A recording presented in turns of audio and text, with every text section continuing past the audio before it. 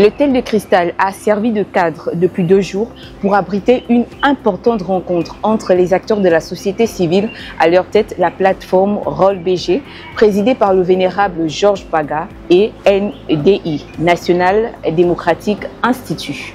Mais la seconde journée est une amplification de ce qui a été la première journée, qui a consisté vraiment à discuter des stratégies de la société civile, non seulement pour l'accompagnement de la transition, dans le cadre d'un processus participatif, selon que le calendrier de la transition évolue de manière harmonieuse, en conformité avec la feuille de route arrêtée par le CTR. Donc l'une des étapes les plus importantes, c'est le calendrier électoral, dont la première phase a consisté avec l'adoption de la Constitution à travers le référendum.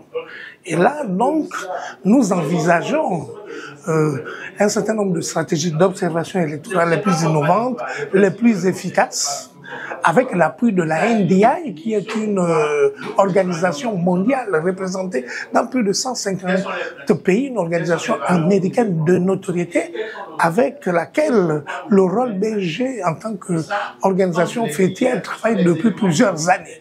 Donc la NDI appuie la société civile, les efforts de la société civile, mais aussi ceux de l'État, parce que nous sommes dans une démarche où le CTRI et le président de la transition ont ouvert le pays, n'est-ce pas, la démocratie, avec des appuis des organisations internationales qui ont une expertise dans le domaine de la démocratie et des élections. Donc la société civile est bénéficiaire de ces appuis qui sont aussi techniques, parce que nous sommes là dans le domaine technique, avec un appui, un renforcement des capacités des plus grandes organisations de la société civile. Elles sont là. Les organisations véritables qui travaillent sur la démocratie, qui sont des réseaux, des associations, des églises, des communautés religieuses et même les communautés musulmanes. Tout le monde est représenté, des universités. Toute la panoplie des acteurs de la société civile les plus représentatifs, les plus forts du pays sont ici. Donc nous sommes dans le cadre d'un consortium dont le Rôle BG est le chef de file.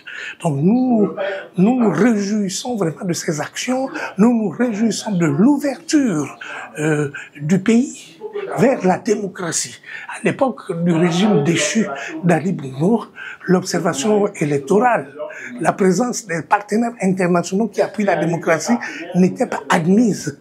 C'était le statu quo, c'était l'interdiction totale. Le pays était fermé, verrouillé.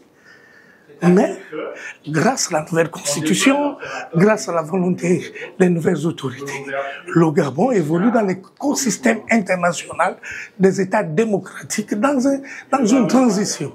L'observation électorale était interdite, mais à l'occasion de la dernière consultation référendaire, les observateurs internationaux sont venus massivement au Gabon.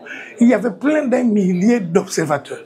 Donc c'est quelque chose à saluer. C'est une évolution notable, c'est une évolution positive qui renforce le système démocratique et qui crédibilise davantage la transition. Et donc la société civile joue un rôle majeur pour ce qui va se dérouler l'année prochaine en termes d'élections, en termes de renforcement des capacités nationales de la société. Nous n'irons pas seulement aux élections. En tant qu'organisation de la société civile, nous allons observer les élections. Nous allons former les capacités, renforcer les capacités, je vais dire, des organisations de la société civile, des partis politiques, de toutes les parties prenantes. Nous allons travailler en collaboration avec le ministère de l'Intérieur et l'ensemble des parties prenantes. Nous allons évidemment bénéficier des appuis internationaux pour faire ce travail. Des moments de partage, de questions-réponses qui ont permis à ces acteurs de la société civile de comprendre l'importance que joue un observateur pendant le déroulement d'un scrutin. Ici Maya Meza et Chris Ibwanga de Alpha Télévision.